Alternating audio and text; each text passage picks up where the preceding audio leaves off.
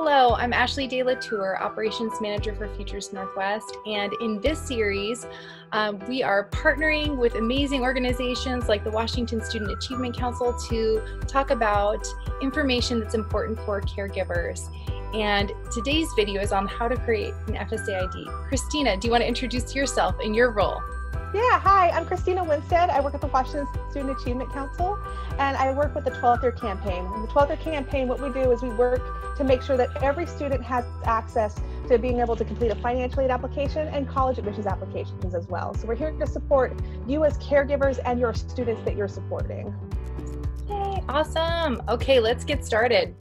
Yeah, so we're going to talk about FSA IDs today. So creating a federal ID, and this is something that you're going to need in the process of applying for financial aid. And so if you are working with a student who's applying, you may need to create one depending on your relationship to the student. So today we're going to learn about what an FSA ID is, who should create one, how to create an FSA ID, and then some resources to help you with the process. So an FSA ID, it's pretty simple. It's just basically a username and password that's used by the free application for federal student aid. That's the FAFSA. So in Washington, there's two different applications for financial aid. This is specific to one application, the FAFSA, which is the federal application for aid. Not every student's going to apply for the FAFSA. You're going to apply for the application that applies to you. So some students are going to apply for our state application for aid, and some are going to apply for the federal application. And if you don't know which one to apply for, it's okay. There's other videos in this series that will help you, but you can also go to our website at readysetgrad.org/FAFSA, and it'll ask you some questions and tell you which application to do. So this is very specific to the FAFSA today. It's a username and password that you're going to use as a caregiver, as a parent specifically, as well as the student's going to create one so that they can sign their application for financial aid and log into their application. In this process, we're going to use the term parents. Because this is based on what the federal government is using for their application. And so they're very specific on who is a parent for a student for financial aid purposes. So it can be kind of weird, but we're going to go over some more definitions like that. But this is going to help you with the application for financial aid and signing it electronically. So who should complete one of these? We encourage students who are applying for financial aid to use the FSA ID to sign into their application as well as sign it. And so the student who's applying for the FAFSA, they'll want to create an FSA ID. And then if you are considered the parent for the student, and it depends on if the student's dependent or independent, we'll talk about that in a second. You're going to want to create one if your student is a dependent student and you're considered the parent for that student. Mm-hmm. So let's talk about dependency. We know your student depends on you. No matter what it says on this page, they're a dependent of you. But there's some very strict terminology when it comes to whether a student's dependent or independent for financial aid. Independent students are students who are over 24. So if your student's under 24, 24 is that magical age where they're considered independent for financial aid purposes. Even though they may be dependent for longer than that, it's okay. If your student is married, then they will be considered independent. If they are doing a graduate or professional student program, that means that they've completed their bachelor's and they're starting a master's program, then they'll be considered independent. They're a veteran or a member of the armed forces. If they are an orphan, a ward of the court, so if they are in foster care, if they're youth in care, if you're a foster parent working with a student, or if you have a legal guardianship, they're going to be considered independent as well. Mm-hmm. If they have their own dependents, they may be considered independent because they are caring for other dependents of their own. And then also if they are at risk for homelessness, or if they are currently homeless, if they have McKinney-Vento determination, they're going to be considered independent. And what that means is a dependent student is someone who's going to have to provide parent information in the financial aid process. An independent student is a student who is not required to provide parent information. And when you fill out the application, it's going to say, do you want to provide parent information or not? And so those students do not have to provide the parent information, including financial information and demographic information. Yeah. So who's the parent in financial aid? This is so tricky that they actually created a flow chart to help you. So it's okay if you're feeling confused at this point, totally normal. That's why they had to make an infographic. Yes. So they're going to ask some questions. And this is available right online, and we also have it on our website. Are your parents married to each other? So this is from the perspective of a student. So they ask the student if your parents are married. If they are, it's going to be both parents that are going to provide information for the financial aid application, but only one has to sign. So only one needs to create an FSA ID. If your parents live together, so if you're living together, but you're not married, so let's say that you're not married and living together, it depends on your situation, but typically if you're divorced and you're living together, you have to provide both parents' information. If they're just living together, cohabitating, typically not. It also asks if your parents are divorced. So if you're divorced, then it's going to ask the student, where do you live? So it's going to be, where do you live more time than the other? So 51% or more of the time, which parent are you living with? That's the parent who's going to provide financial information for financial aid.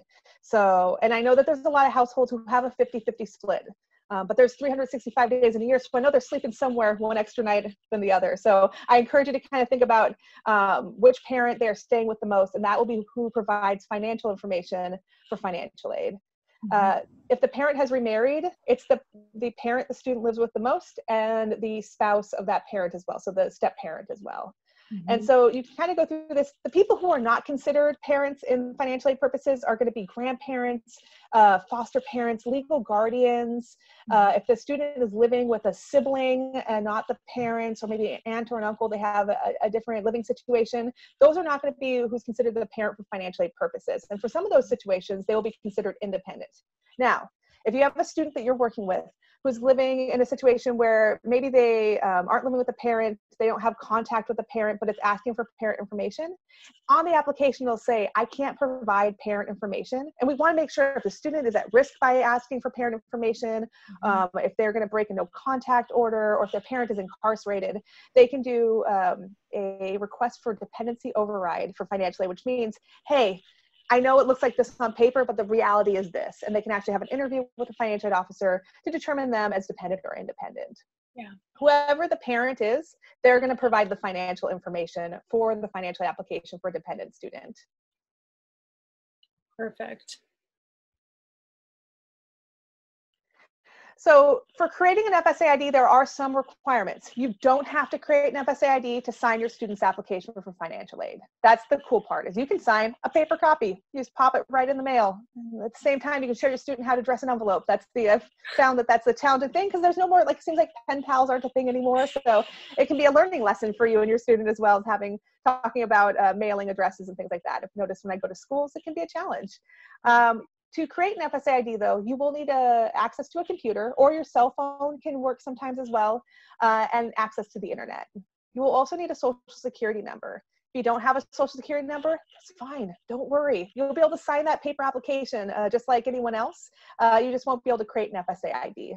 When we do financial aid applications, I encourage you, when you're working with your student, it's not about the parents' citizenship status, it's about the students. So when you're filling out that information about which application to do, always think of it's from the lens of the student. Yes. So your first step is you're going to go to fsaid.ed.gov. It's going to take you to this page here. It's a secure website. We want to make sure you're on the correct website. So please I would encourage you to make sure you're on the right one. There are some websites out there that will help you fill out a financial aid application that are not the actual financial aid application website. They are sites that are going to take $80 from you to submit the information that is part of a free application. The first word in FAFSA is free. And I am the most frugal person, I feel like, in Thurston County, maybe Western Washington. I'll take challengers on that. So I want to make sure that if it's a free process, that you are not paying for it in any way, shape, or form. So your first step is to go to fsaid.ed.gov. Usually if you're at a .gov website, you know that you're on the right track. But if you're at a .com, please pause, wait. You can always send me a screenshot of the site that you're on, and I will let you know if you're at the right one. Yep. So creating an FSA ID, you're going to enter some pretty basic information. Your email address is not required, but I really encourage you to use an email address, because this is how they're going to notify you about applying for future years for financial aid and if there's any errors. Yes. If you're using an email address, it can't be your student's. And if you're working with a student in this process when they're creating their FSA ID, because you might have to help them with this, and if you are, I encourage them not to use their school email address. If they're using their high school email address, that email goes away after they graduate from high school, and then they don't have access anymore. So we want to make sure that they're using an email address that this is a great time for them to create an email address that doesn't make an admissions officer blush. So a professional email address that they're going to start using in this new chapter of their lives. Yes. And that they're going to check. They have to check the email address too. So, you know, those are the 3 check boxes. So you'll have your own email address as a parent based on financial aid rules. You'll have your own email address that you're going to use that you'll use to access this account. You can also use this email address then to log in to your financial aid account so that you can help your student complete the parent portion of the financial aid application. You're going to create a username. Don't use your name in it. Don't use birthdays in it or anything that's personally identifying. There's some amazing hackers out there. And if you put like your whole name and your birthday as the username, it's real easy to figure out where it goes to. So I'd encourage you to create a username. If it says the username's already been used, someone else has already taken the name. So you want to try to mix it up a little bit. I encourage you to think outside the box when doing this, but it'll tell you if it's already been used right away, and then you can just adjust it. Mm-hmm. Oh, and also when you're creating that, you're going to create a password. And there's some key things you need to have in that password, having an uppercase letter, having a lowercase letter, having some numbers. So it'll have check boxes right at the bottom. And if you've met those requirements for the password, all 4 boxes will be checked with a green check mark. If not, you'll start going through and making sure you have the right things in there. Then your next step is to put in your personally identifying information. It's going to ask for your social security number, your birthday, and your name. We encourage you to look at your social security card before filling out this information because they're going to be matching it to the social security database. So you want to make sure it matches exactly as listed on your card. So even if you have a different name that you go by for your first name, but it's different on your social security card, you want this to match your social security card. It is just like any other federal document. You're going to use your legal name and your social security number and your birthday. It's also a great time to look at your students' social security cards because they will be using this information when they do theirs to make sure there's no errors in their social security card. I do this a lot, and I find every year I have students who realize, oh my goodness, something is wrong. My initial is wrong or my name's misspelled on my social security card. And it's a great time to get those things changed before the student applies for financial aid. Again, you have to have a social security number to create an FSA ID, but if you don't have a social security number, you still can help your student with their parent portion of the financial aid application. You just won't use the FSA ID in this process. I have a question before we move on. Yeah. I'm wondering if you, for example, as a parent or caregiver have already gone through a college application process for financial aid and you already have an FSA ID number, do you create a new one here for your student or do you use your existing number that you already have? That's a great question. So if you've already created an FSA ID, you're good to go. You're going to use the one that you created for yourself or for other, maybe you have other students that you've signed a financial aid application for. You're just going to use that same one. So if you've already done that, you're good to go. All you need to do at this point is help your student complete their FSA ID. You create one FSA ID and use it for life. So, and for some people, they'll use the, I don't know if you remember the financial aid PIN.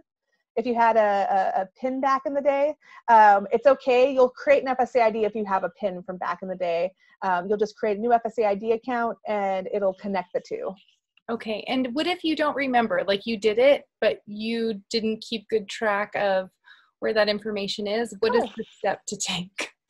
Very common, totally normal. We don't, you can't remember every single password and every single account that you've ever had to create. If you do, awesome. I never do. I always have to write things down in a book. So if you don't remember your FSA ID, but you're like, I have created one of these, or it says your username or your social security number has already been used, you can actually go back to the starting page and it says manage my FSA ID. Just click on manage instead of create and click on forgot my username or forgot my password, and that will get you started. Perfect.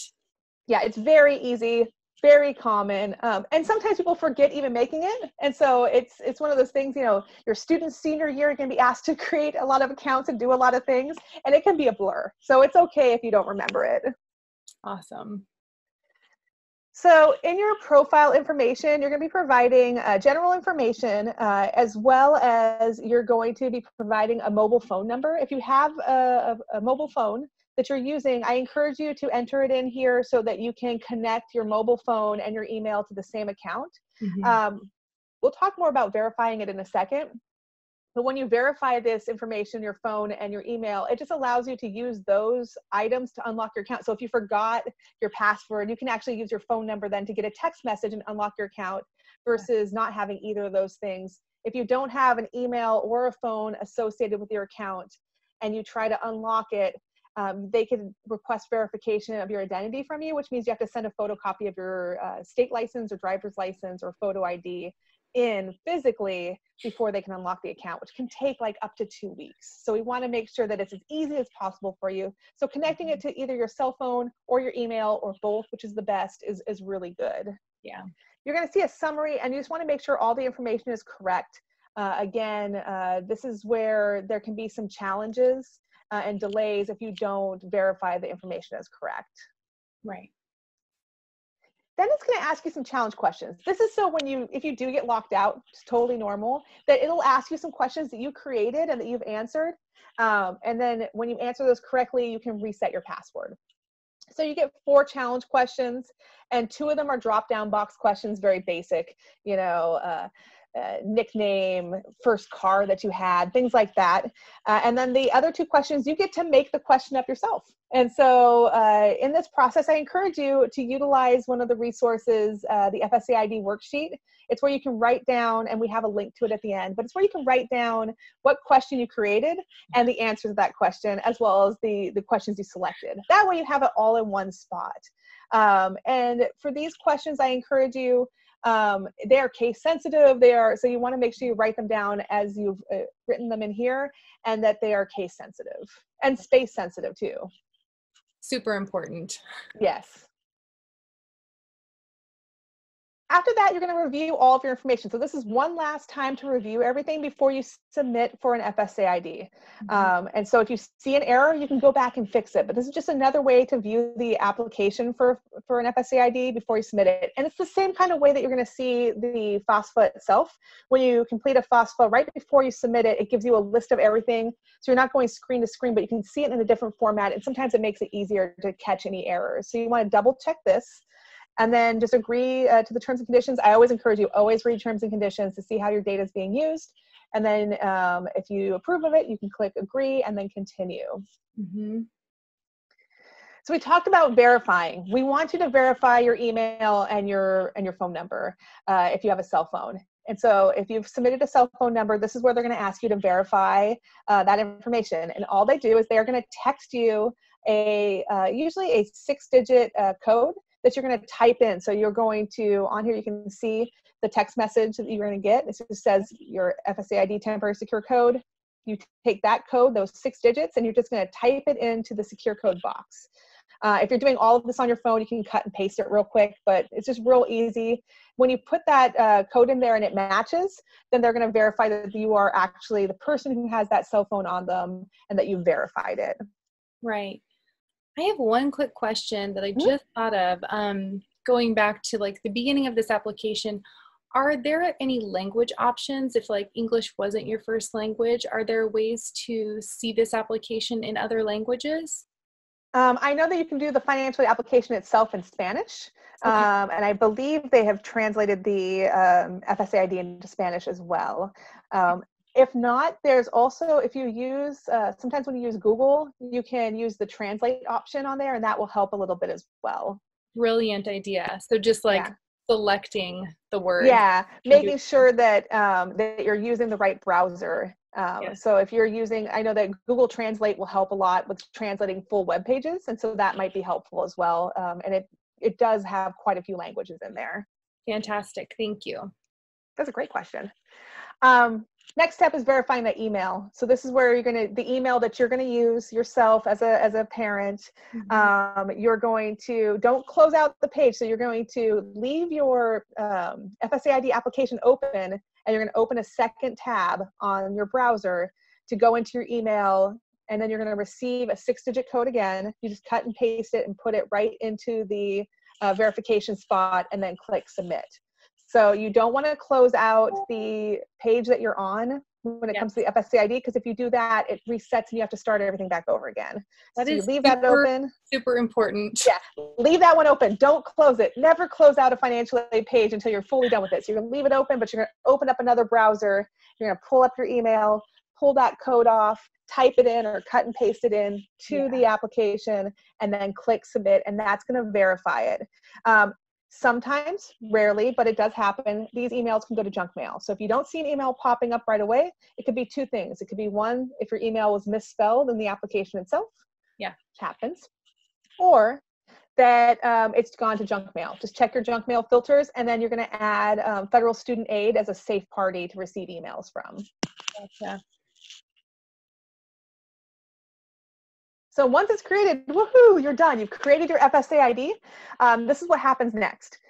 You can use this to sign your student's financial aid application for the FAFSA, for an original application. You can use it immediately. Typically, if you've created it at the same time as the student's applying, sometimes there can be a little bit of a delay if they're reviewing it. So if you have received an email that says that they're reviewing your Social Security match and that there's a mismatch, it means that the numbers in your Social Security card or your name is not matching up to what's in the system. It can be a lot of little things. It can be that a number's off. It can be that if you use autofill on your phone when you're doing this stuff, autofill adds an extra space after your name. And it counts as a character towards your Social Security number and name. And so that can create an issue. So making sure that if you're using autofill, that you make sure that the characters in your name is the same number of characters, that there's no extra spaces back there. Oh my gosh, what a good tip. And then if your student's correcting their application for financial aid, so let's say they are adding another school or they had an error on it and you're needing to sign the application again, this will take 1 to 3 days if you haven't, if you've created your FSA ID and then you're trying to sign it immediately. It takes them 1 to 3 days to verify everything. So you can do an initial application signature, but if your student is doing a renewal or they're doing a correction and maybe the other parent signed the application before, if you haven't given yourself 1 to 3 days for verification, it will take that time. So you'll have to go back in and sign it later. Okay. So here are some resources that we have for you. We have that FSA ID worksheet that we talked about. It's on our website at readysetgrad.wa.gov and just /12 year resources. And this has resources for everything about financial aid. It's really cool that we have like workbooks for you. We have some trifolds that walk you through your senior's first year of college, just other resources as a caregiver that you're going to need to support your student in this process, especially if you have not been a part of this process before. So a lot of our materials are really focused for first generation students, where your student is the first in your family to go to college, and we're really excited about it. And we want to make sure you have all the support that you need to support your student. Yes. And then Futures Northwest, you guys have amazing resources. Like oh my gosh, what a wealth of resources. And you can go right to their website and you will find not just resources about financial aid, but scholarships and all the ways to pay for college, in addition to all the other amazing projects that you guys do. It's amazing. I love it. Thank you. And then Federal Student Aid has a resource page for parents to prepare for college to help you understand the process, the information that you're going to need to have to apply for financial aid, and how you can best support your student. This is also the same place where you can find that infographic on who the parent is in the process. Yes. Yes. Oh my gosh. Thank you so much for this amazing run through of the FSA ID on the caregiver parent side. I just appreciate you so much, Christina. You are my financial aid hero, and I'm so excited that we were able to do this together, and I look forward to making more parent and caregiver videos with you in this series. And thank you so much for watching, everyone out there. And if you have any questions that were not addressed by me during the video, please ask them. There's no such thing as a stupid question or a wrong question. This is not an easy system to navigate. And the fact that you don't know is not an indication of what you don't know. It's an indication of a complex system. So just know that, like, please ask those questions. We're here to answer them for you. My email address will be in the show notes, as well as Christina's, and we are happy to answer those questions where you don't want to ask them on the YouTube channel. So thank you so much for watching, and we look forward to connecting with you again in another video. Bye. Thank you. Bye.